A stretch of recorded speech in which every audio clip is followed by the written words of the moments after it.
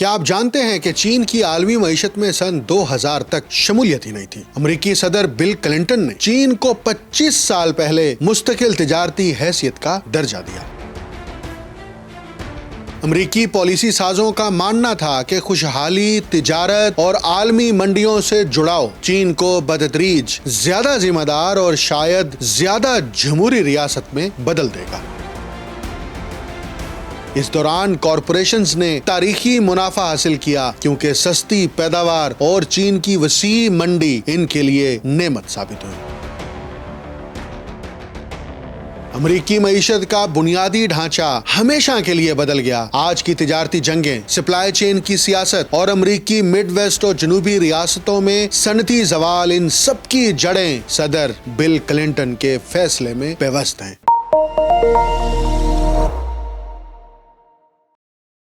آپ دیکھ رہے ہیں انٹولڈ سٹوری ود ڈاکٹر اکمل سومرو۔ 90 کی دہائی میں امریکہ محض ایک طاقتور ریاست نہیں تھا، بلکہ وہ خود کو عالمی نظام کا مرکز سمجھتا تھا۔ معیشت، صنعت، تجارت اور اثر و رسوخ ہر میدان میں امریکہ ناقابل چیلنج دکھائی دیتا تھا۔ مگر سن 2000 میں ایک ہی دستخط نے اس خود اعتمادی کی بنیادیں ہلا دی۔ صدر بل کلنٹن کے قلم سے نکلا ہوا فیصلہ آنے والی دہائیوں کے عالمی معاشی، سیاسی اور اسٹریٹجک توازن کو یکسر بدل دینے والا ثابت ہوا۔ سن 2000 میں صدر بل کلنٹن نے چین کو مستقل تجارتی حیثیت یعنی پرماننٹ نارمل ٹریڈ ریلیشن کا درجہ دیا اور اسے عالمی تجارتی ادارے یعنی ورلڈ ٹریڈ آرگنائزیشن میں شمولیت کا راستہ فراہم کیا۔ اس فیصلے کے ساتھ ہی چین کو عالمی معیشت میں مکمل شمولیت حاصل ہو گئی۔ کم سے کم تجارتی رکاوٹوں کے ساتھ دنیا بھر سے آزادانہ تجارت کی اجازت ملی۔ لیکن اس انضمام کی ایک بھاری قیمت بھی تھی۔ امریکہ نے عملاً یہ صلاحیت کھو دی کہ وہ چین کو انسانی حقوق، تبت کے مسئلے یا تائیوان کے خلاف جارحانہ پالیسیوں پر معاشی دباؤ کے ذریعے قابو میں رکھ سکے۔ 1990 کی دہائی کے اواخر میں ہی امریکی میڈیا اور پالیسی حلقے اس حقیقت کی نشاندہی کر رہے تھے کہ WTO کے بعد چین کے خلاف اقتصادی پابندیاں ایک غیر مؤثر ہتھیار بن جائیں گی۔ اس وقت واشنگٹن میں غالب سوچ یہ تھی کہ چین کو سزا دینے کے بجائے اقتصادی شمولیت کے ذریعے تبدیل کیا جائے۔ امریکی پالیسی سازوں کا ماننا تھا کہ خوشحالی، تجارت اور عالمی منڈیوں سے جڑاؤ چین کو بتدریج زیادہ ذمہ دار اور شاید زیادہ جمہوری ریاست میں بدل دے گا۔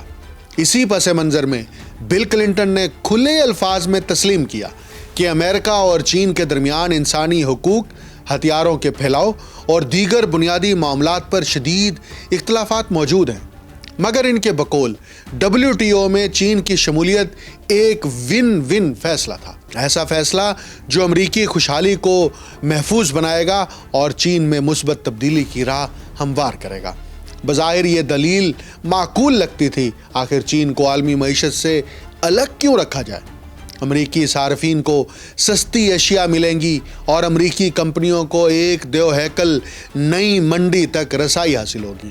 مگر اسی وقت امریکہ کے اندر ایسے حلقے بھی موجود تھے جو اس سودے کی طویل المدتی نقصانات کو بھانپ چکے تھے۔ یہی غصہ اور بے چینی 1999 میں سیٹل میں WTO اجلاس کے موقع پر کھل کر سامنے آئی، جسے بعد میں سیٹل آف سیٹل کہا گیا۔ 60,000 سے زائد مظاہرین 5 دن تک جاری بدامنی، آنسو گیس، ربڑ کی گولیاں، ٹوٹے شیشے اور پولیس تشدد اور کروڑوں ڈالر کا نقصان، یہ سب محض احتجاج نہیں تھا بلکہ عالمگیریت کے خلاف ایک شدید عوامی رد عمل تھا۔ یہ واقعات نہ صرف اینٹی گلوبلائزیشن تحریک کا سنگ میل بنے بلکہ ریاستی طاقت اور احتجاج کے تعلق میں ایک نئے دور کا آغاز بھی ثابت ہوئے۔ اگلے 25 برسوں میں واقعات ایک ڈومینو کی طرح گرتے چلے گئے۔ امریکی معیشت کا بنیادی ڈھانچہ اور در حقیقت عالمی اقتصادی نظام ہمیشہ کے لیے بدل گیا۔ آج کی تجارتی جنگیں، سپلائی چین کی سیاست اور امریکی مڈ ویسٹ اور جنوبی ریاستوں میں صنعتی زوال، ان سب کی جڑیں اسی فیصلے میں پیوست ہیں۔ مگر سن 2000 میں یہ معاہدہ ایک شاندار خواب محسوس ہوتا تھا۔ عالمگیریت گویا اپنی آخری منزل کو پہنچ چکی تھی۔ حقیقت یہ ہے کہ یہ کوئی مکمل منصوبہ نہیں تھا بلکہ ایک وسیع پیمانے کا معاشی تجربہ تھا، ایسا تجربہ جس کے نتائج اب پوری شدت سے سامنے آ رہے ہیں۔ دوسری عالمی جنگ کے بعد امریکہ عالمی پیداوار کا بلا شرکت غیر بادشاہ تھا۔ 1945 میں صرف ریاست پینسلوینیا میں پیدا ہونے والا اسٹیل جرمنی اور جاپان کی مجموعی پیداوار سے زیادہ تھا۔ کئی دہائیوں تک امریکہ دنیا کی فیکٹری رہا، اگرچہ 1999 کی دہائی میں کچھ صنعتیں ایشیا منتقل ہونا شروع ہو چکی تھیں، مگر چین اس وقت عالمی صنعتی پیداوار کا محض 3 سے 4% حصہ رکھتا تھا۔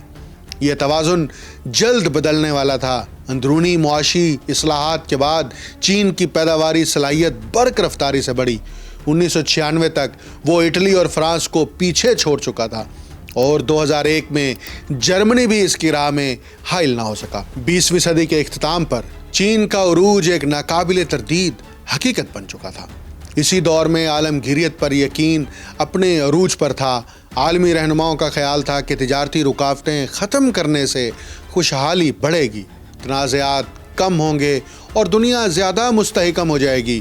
بل کلنٹن نے چین کو ورلڈ ٹریڈ آرگنائزیشن میں شامل کرنے کی وکالت اس بنیاد پر کی کہ معاشی انضمام بالآخر سیاسی اصلاحات کی طرف لے جائے گا، جیسا کہ جنوبی کوریا اور تائیوان میں ہوا تھا۔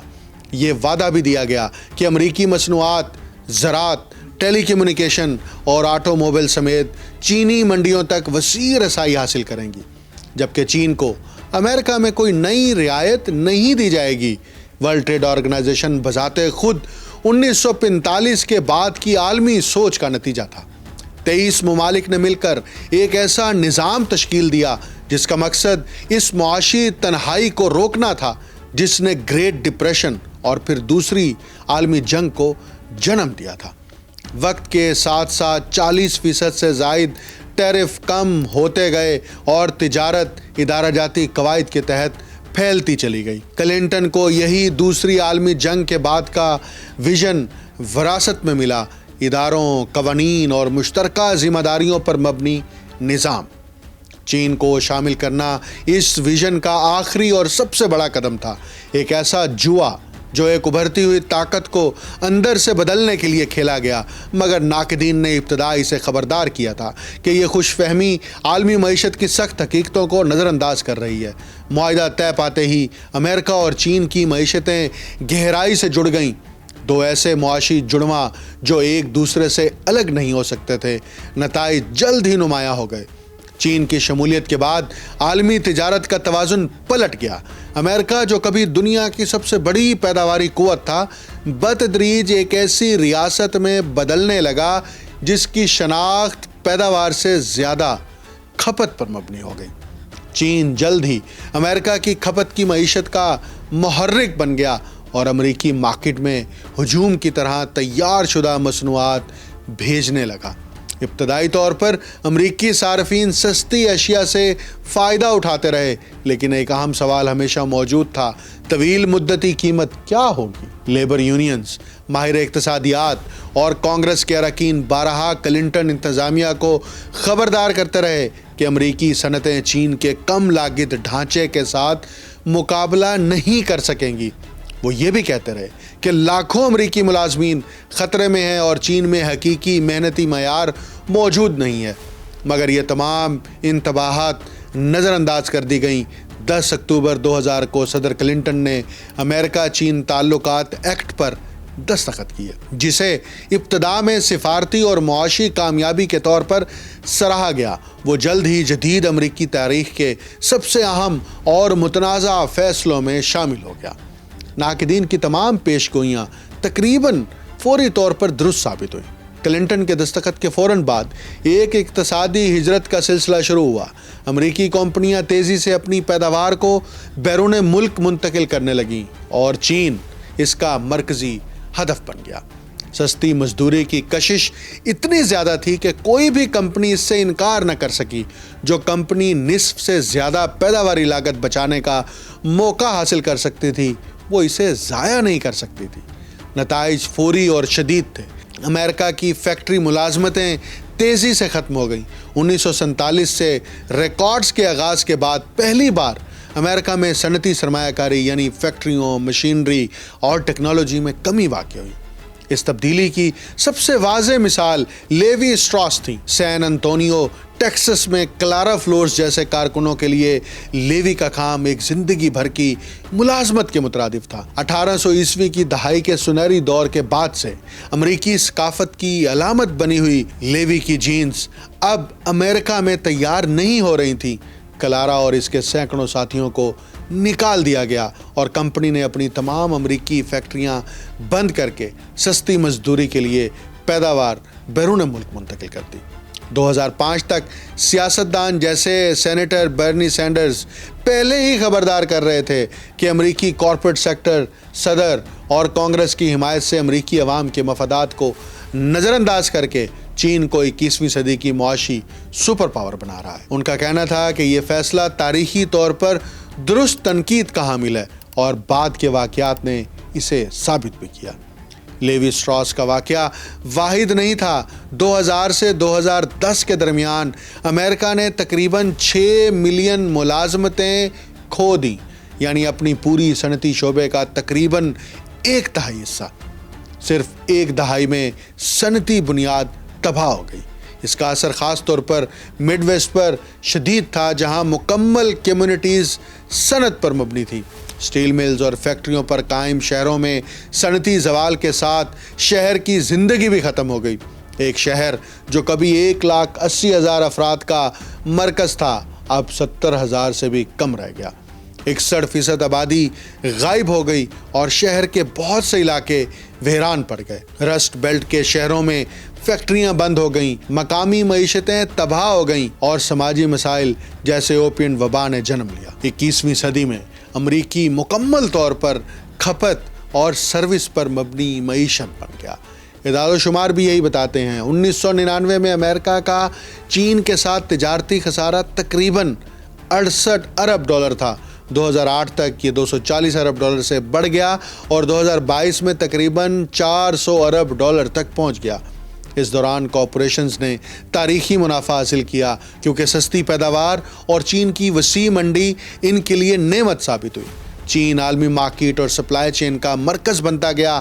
2010 کی دہائی تک وہ نہ صرف صنعتی بلکہ ٹیکنیکل اور اقتصادی سپر پاور کے طور پر ابھرا۔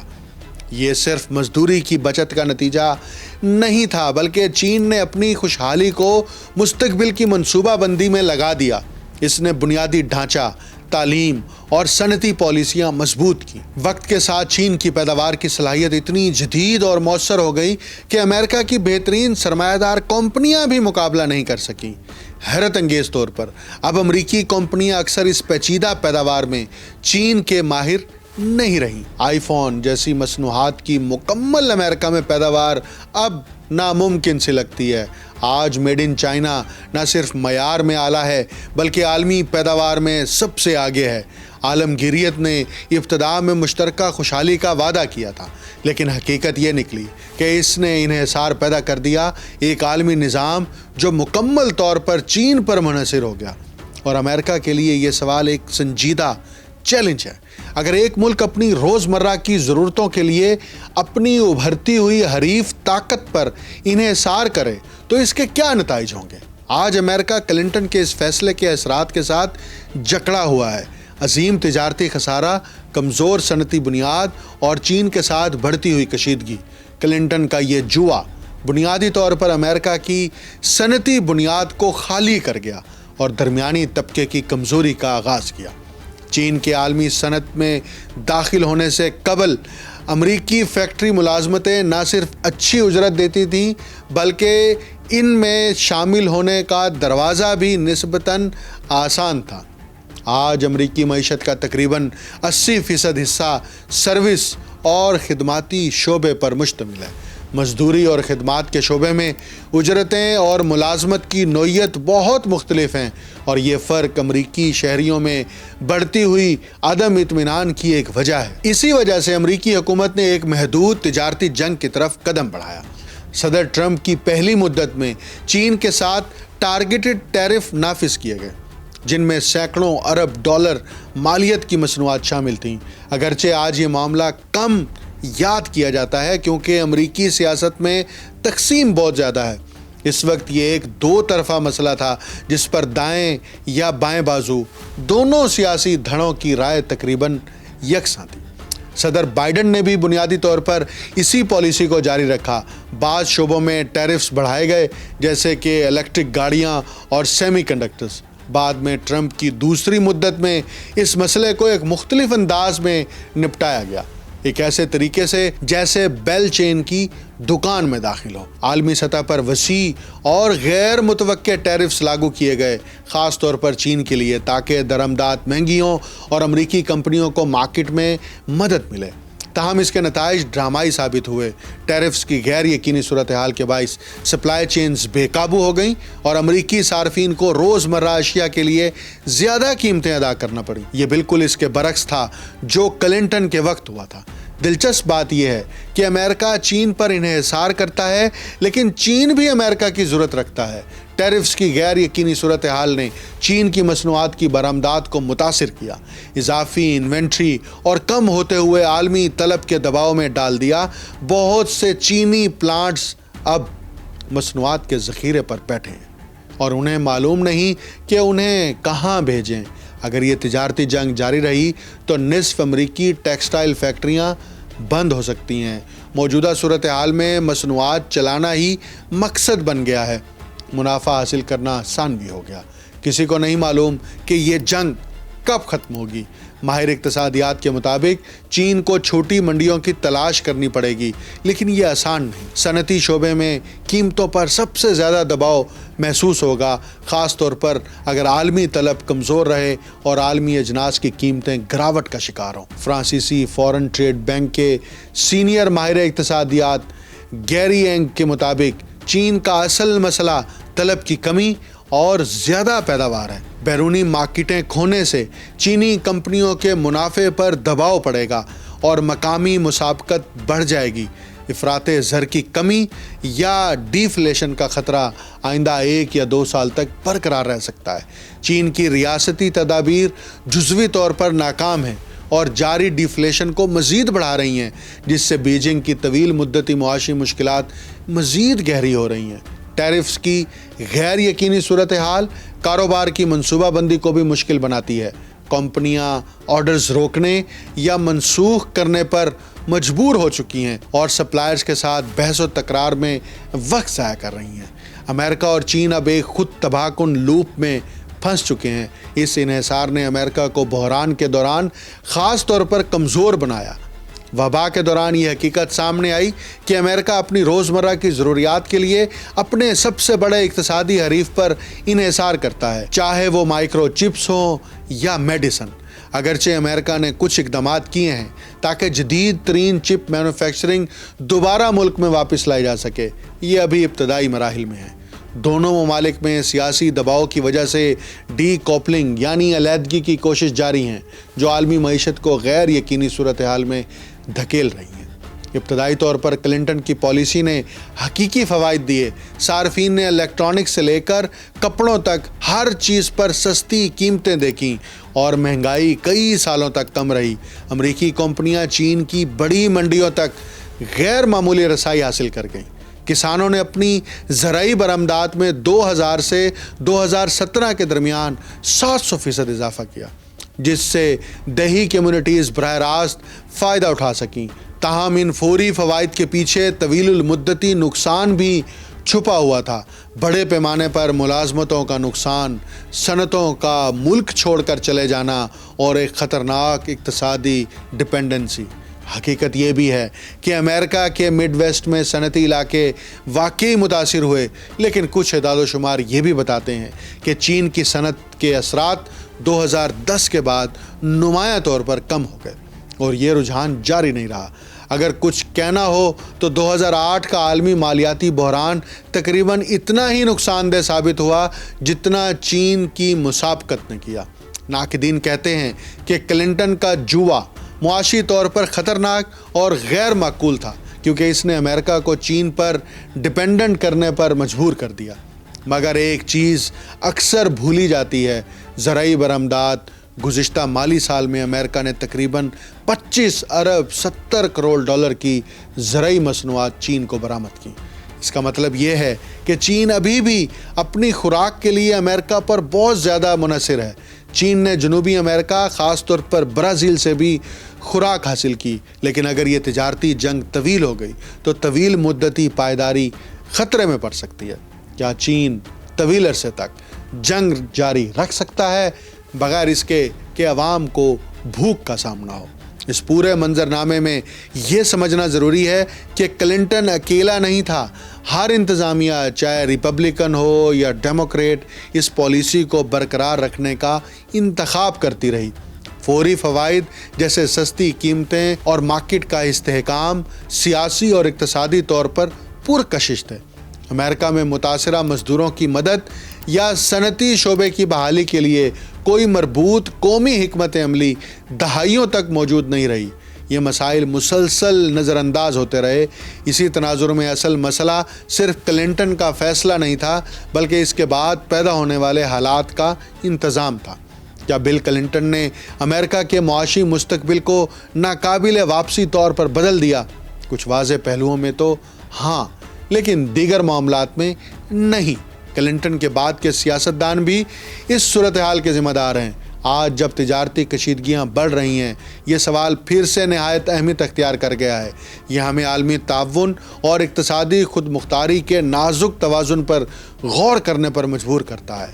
آج کے فیصلے طے کریں گے کہ آیا امریکہ انحصار کی راہ پر چلتا رہے گا یا ایک پائیدار اور خود مختار معاشی طاقت کے طور پر اپنی راہ طے کرے گا۔ کلنٹن کے اس فیصلے نے امریکہ کو عالمی معیشت میں موقع تو دیا، مگر ساتھ ہی ایک ایسا انحصار بھی پیدا کیا جو آج امریکہ کے لیے بوجھ بن چکا ہے۔ ایک طرف امریکی صارفین نے سستی مصنوعات سے فائدہ اٹھایا اور زرعی برآمدات نے دیہی کمیونٹیز کو عارضی سہارا دیا، مگر دوسری طرف مڈ ویسٹ کے صنعتی شہر اجڑ گئے، لاکھوں ملازمتیں ختم ہو گئیں اور مڈل کلاس طبقہ کمزور ہو گیا۔ اب 20 سال بعد یہی انحصار اور صنعتی خالی پن امریکہ کو چین کے ساتھ جاری تجارتی کشیدگی میں خطرناک طور پر غیر محفوظ بناتے ہیں۔ موجودہ ٹیرفز، سپلائی چین کی غیر یقینی صورتحال اور عالمی تجارتی دباؤ نے یہ واضح کر دیا ہے کہ صرف عالمی شمولیت کی بنیاد پر معاشی طاقت قائم نہیں رہتی۔ اس کے لیے داخلی خود مختاری، مضبوط صنعتی بنیاد اور ایک مربوط قومی حکمت عملی ناگزیر ہے۔ اگر امریکہ نے ماضی کے اس تجربے سے سیکھنا ہے تو اسے نہ صرف اپنے اقتصادی فیصلوں کو عالمی سیاسی حقائق کے ساتھ ہم آہنگ کرنا ہوگا، بلکہ اپنی معیشت کو خود مختار، پائیدار اور بحران کے لیے مضبوط بنانے کا بھی لائے عمل اپنانا ہوگا۔ یہ سبق محض اقتصادی نہیں بلکہ قومی سلامتی اور مستقبل کی حکمرانی کے لیے بھی فیصلہ کن ہے۔ مجھے ڈاکٹر اکمل سومرو کو اجازت دیجیے۔ اللہ حافظ۔